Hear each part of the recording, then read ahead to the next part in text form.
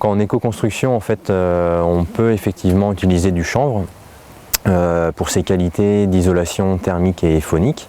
Donc le chanvre s'utilise soit sec, donc seul, ou soit accompagné de chaux en utilisation humide pour les dalles ou enduits isolants.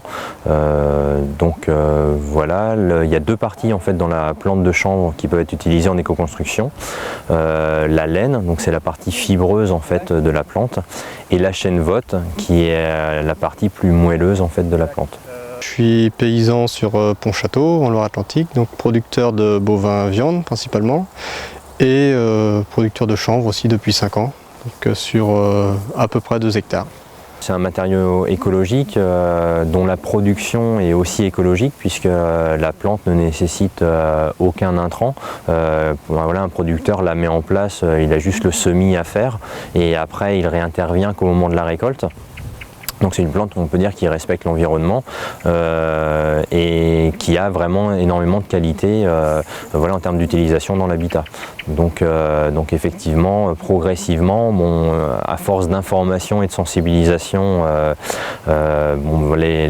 les éco-constructeurs ou les particuliers commencent à l'utiliser de plus en plus. Tout le chanvre est commercialisé en circuit court, donc on le vend directement aux éco-constructeurs ou autoconstructeurs.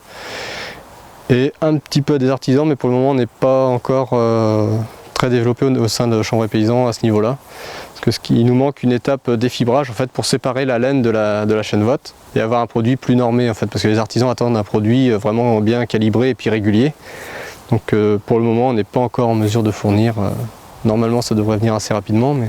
C'est la prochaine étape? Voilà, c'est la prochaine étape. La transformation. Ouais. C'est ça. Donc là on est en train de prendre des contacts pour un trieur.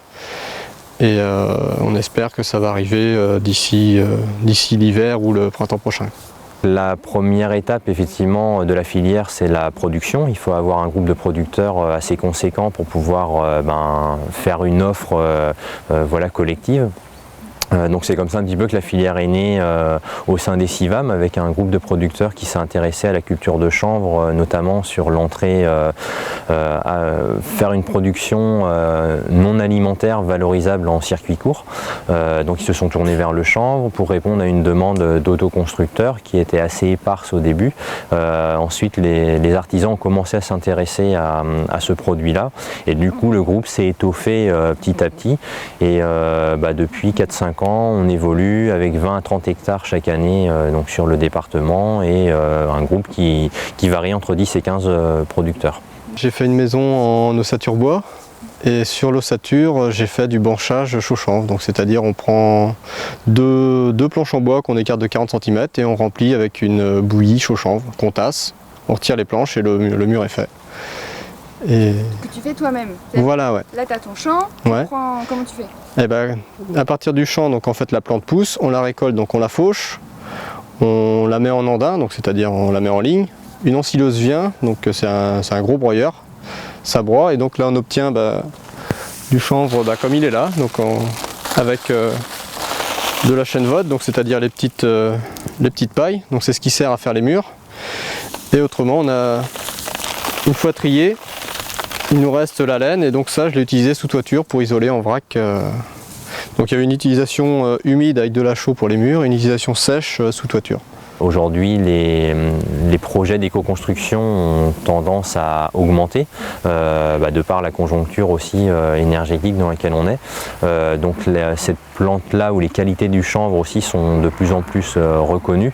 Voilà, progressivement, aujourd'hui, voilà, c'est une plante qui a un avenir certain en fait, dans l'habitat, à condition effectivement de la faire connaître. Et pour le groupe de producteurs, d'être en mesure voilà, de la défibrer pour répondre à une demande plus diversifiée. C'est sympa ouais, de voir sa maison pousser dans le champ et après de la réaliser. C'est vrai que c'est quand même... ouais, je suis assez fier quand même. Ouais.